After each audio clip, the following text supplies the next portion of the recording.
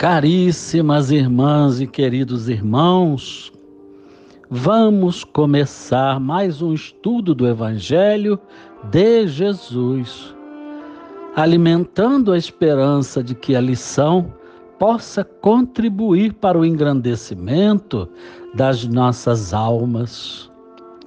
Que o amado Mestre nos inspire para que as conclusões que cada um depreender contribuam para o fortalecimento das suas defesas espirituais, além de trazer paz de espírito e felicidade.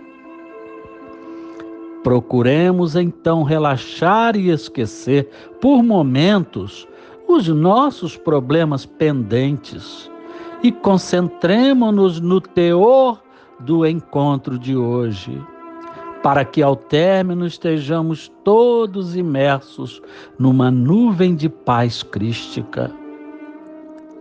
A vós, Senhor de dadivosas bênçãos, rogamos permissão para que humildemente possamos iniciar essa reunião, conduzindo-nos de forma que tudo que aqui for avaliado esteja concorrente com a lógica dos vossos desígnios.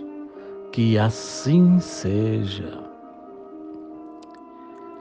Hoje, meus irmãos e minhas irmãs, vamos estudar os itens 14 a 17 do capítulo 5 do Evangelho, intitulado Bem-aventurados os aflitos. Leremos um resumo do assunto, o suicídio e a loucura, muito oportuno e de suma importância na atual conjuntura. Vamos primeiramente à leitura. A calma e a resignação são os melhores preservativos contra a loucura e o suicídio. Com efeito, é certo que a maioria dos casos de loucura se deve à comoção produzida pelas vicissitudes que o homem não tem coragem de suportar.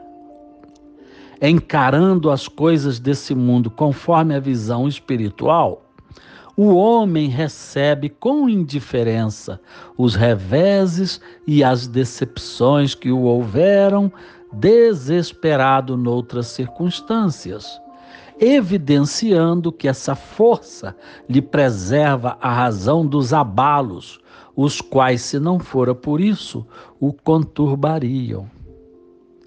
O mesmo ocorre com o suicídio.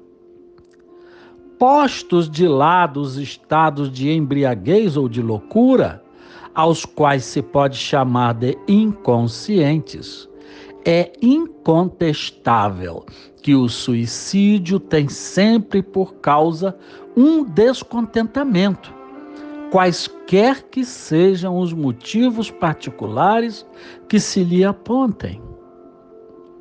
Ora, aquele que está certo de que só é desventurado por um dia e que melhores serão os dias que hão de vir, enche-se facilmente de paciência. Só se desespera quando nenhum termo divisa para os seus sofrimentos.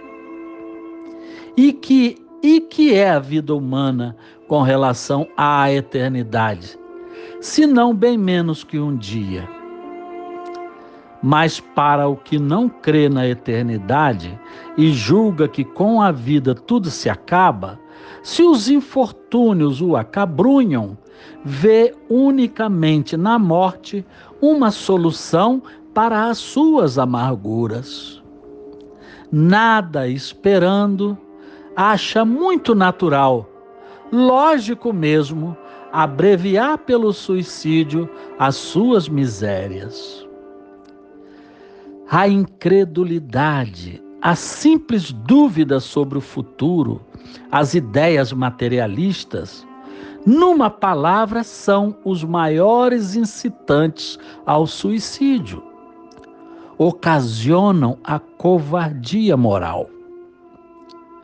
Quando se ouve homens da ciência esforçando-se por provar que nada há de esperar depois da morte, não estão de fato deduzindo que, se alguém é desgraçado, coisa melhor não lhe resta senão se matar? Que compensação lhes podem oferecer? Que esperança lhes podem dar? Nenhuma, a não ser o nada. Daí se deve concluir que, se o nada é o único remédio heróico ou a única perspectiva, mais vale buscá-lo imediatamente e não mais tarde, para sofrer por menos tempo. A propagação dessas doutrinas materialistas é, pois, o veneno que inocula a ideia na maioria dos que se suicidam. E os que se constituem apóstolos dessas doutrinas assumem tremenda responsabilidade. O cristão sabe que a existência se prolonga indefinidamente para além do túmulo, mas em condições muito diversas, donde a paciência e a resignação o afastam naturalmente de pensar no suicídio, donde, em suma, a coragem moral. O Espiritismo ainda produz sobre esse aspecto outro resultado igualmente positivo e talvez ainda mais decisivo. Apresenta-nos os próprios suicidas a contar-nos da situação desgraçada em que se encontram e a provar que ninguém viola impunemente a lei de Deus, que proíbe ao homem encurtar sua vida. Avaliando esses sofrimentos terríveis, fazem refletir os que porventura pensam em daqui sair antes que Deus o haja ordenado.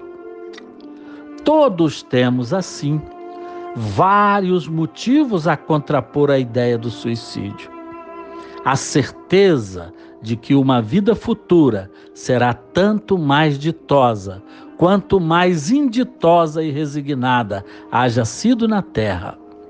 A certeza de que, abreviando seus dias, chega precisamente a resultado oposto ao que esperava, que se liberta de um mal para incorrer num mal pior, mais longo e mais terrível, que se engana imaginando que com o matar-se vai mais depressa para o céu, que o suicídio é um obstáculo a que, no outro mundo, ele se reúna aos que esperava encontrar, donde a consequência de que o suicídio, só lhe trazendo decepções, é contrário aos seus próprios interesses.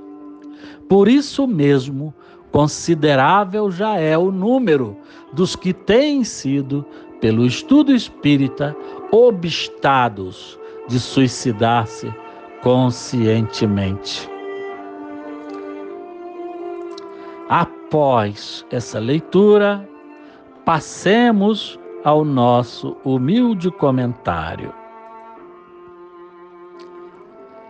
Quão esclarecedora é essa lição de hoje, versando sobre um tema que visita sorrateiramente a mente de muita gente, colocando em dúvida a fé e a esperança em dias melhores. Paira aí uma pergunta ecoando na consciência. Será que compensa acabar com os sofrimentos sacrificando a própria vida? E muitos tentam justificar esse ato impulsivo, oriundo de total irreflexão mental, argumentando que pior que está, não pode ficar. Pois isso é uma conclusão deveras enganosa, a qual vamos tentar esmiuçar um pouco mais. Quem pensa em suicídio está com a sua fé em Deus absolutamente abalada ou falida. Se não vejamos reflexionando sobre algumas questões.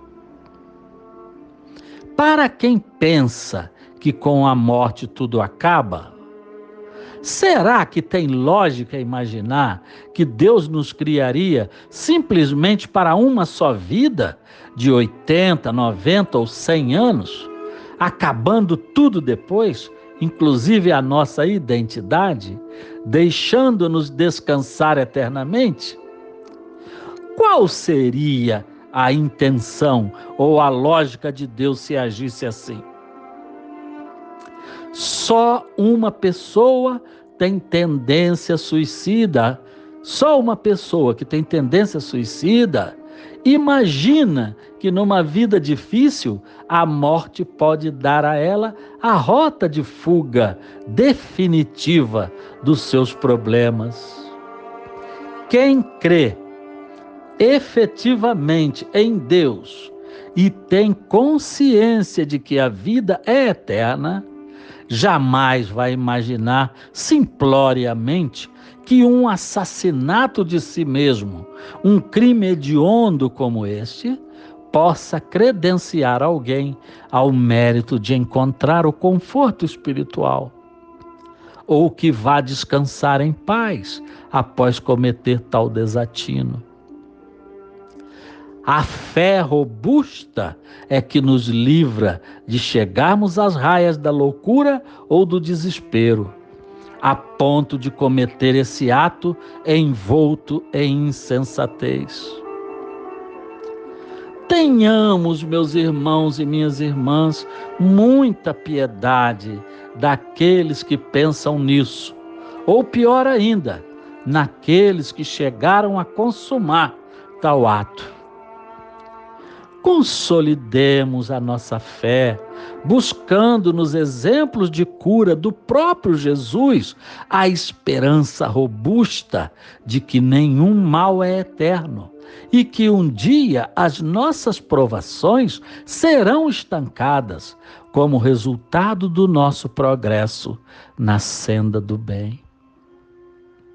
Recordemos que o cego curado por Jesus já era de meia idade para velho e nunca poderia imaginar que após passar por quase toda uma vida com a visão cerceada, em dado momento se depararia com o Mestre frente a frente em via pública, o qual lhe restauraria a visão num passar de mãos sobre os olhos.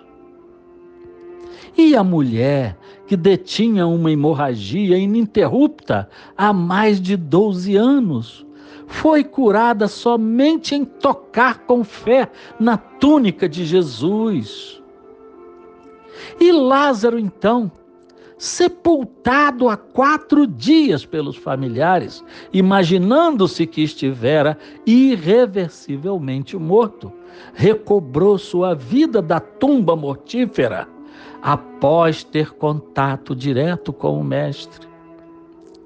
Se esses e outros tantos fatos históricos registrados na Bíblia ainda não nos foram convincentes de que a fé em Deus e em Jesus tudo pode reverter e salvar, fixemo-nos em alguns argumentos adicionais. Mesmo em dias atuais, quantas relatam casos de cura aparentemente impossíveis, milagrosas? Vitórias alcançadas onde absolutamente nenhuma esperança havia, simplesmente pela ação da fé.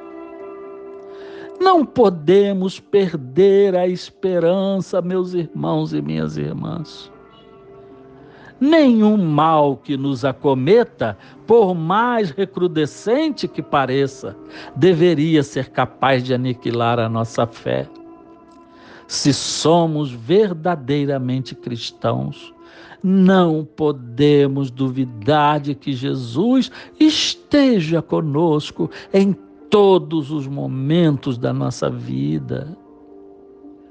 Além disso, agora nos reportando especificamente ao Espiritismo, temos inumeráveis registros de contatos de médiuns com espíritos de suicidas, a pedido das famílias, que declararam-se claramente arrependidos e relatam que agora sofrem 10 vezes mais do que quando na Terra estavam.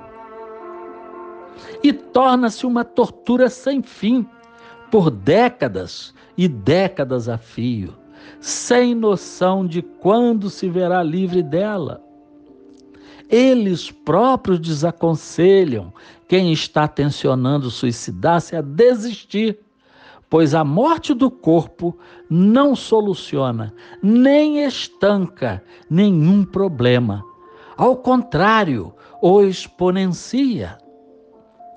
Por isso, a lição afirma que quem é cristão convicto jamais pensaria em suicídio, pois sabe-lhe as consequências desastrosas ao contrariar irremediavelmente as leis de Deus. Mas esse privilégio não é restrito ao espírita. Todo aquele que se dedica a uma vida de aprimoramento moral e consolidação da sua fé, se vê estimulado ao bem e livre das amarras do suicídio. E como nenhum problema nasce grande, qualquer indício de pensamento pernóstico para tirar a própria vida deve ser veementemente coibido, tanto em nós quanto nos outros. Se não tivermos forças para sozinhos vencer essa má tendência, busquemos ajuda especializada na área médica e nos liames religiosos. Mas aconteça o que acontecer em nossas vidas, não deixemos que essa fraqueza de pensamento comande as nossas ações, senão pode atingir um patamar que descambe para a loucura ou até para o suicídio. Por isso, a nossa união fraterna em torno da fé é tão importante. Graças a Deus, temos consciência de que a vida que Deus nos legou, independentemente das barreiras encontradas, é para ser vivida dignamente até o último dia aqui, com conformação e perseverança, para que nos credenciemos a alçar voo mais feliz na espiritualidade futura. E que nesse momento possamos elevar o nosso pensamento ao céu, implorando a Deus e a Jesus que tenham piedade dos nossos amigos e parentes que suicidaram, acolhendo-os em hospitais espirituais, onde possam resgatar a sua dignidade moral e recobrar a fé perdida. Cultivemos a paciência, sem imediatismos, pois a recompensa virá a seu turno. Muita paz. Vamos agora estender as nossas mãos na direção das águas para promover, sob o comando do Cristo Jesus, a fluidificação delas.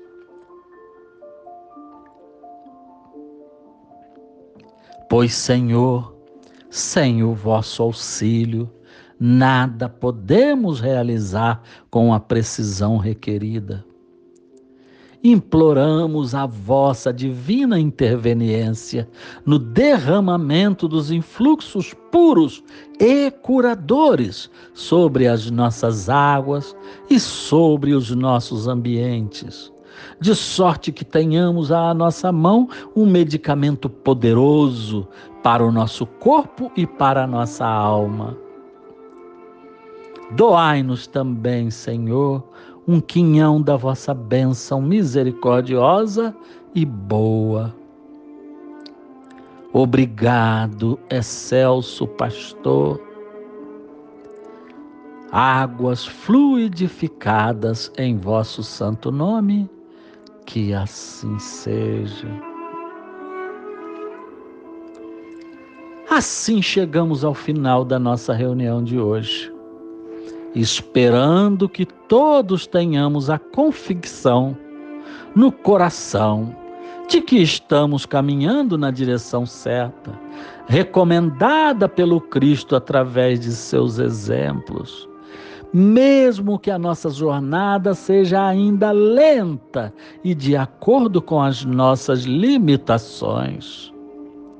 Ó divinal Maestro de nossas vidas, abençoai por caridade as nossas intenções de acerto no bem, ainda que muitas vezes fraquejantes, pois já temos consciência de que, quando agimos com o desejo de realizar o melhor ao nosso alcance, abrimos as janelas espirituais que permitem que o fluxo misericordioso reinante nos penetre a alma, fortalecendo-nos e renovando a nossa esperança.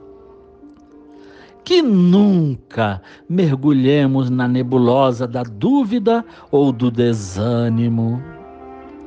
Assim, ó Cristo, imploramos humildemente a vossa autorização para que possamos encerrar a nossa reunião de hoje. Que assim seja. Desfaz-se nesse momento a nossa corrente fraterna. Que a nossa luta firme e com coragem seja a marca registrada da fé. Até o nosso próximo encontro com Jesus.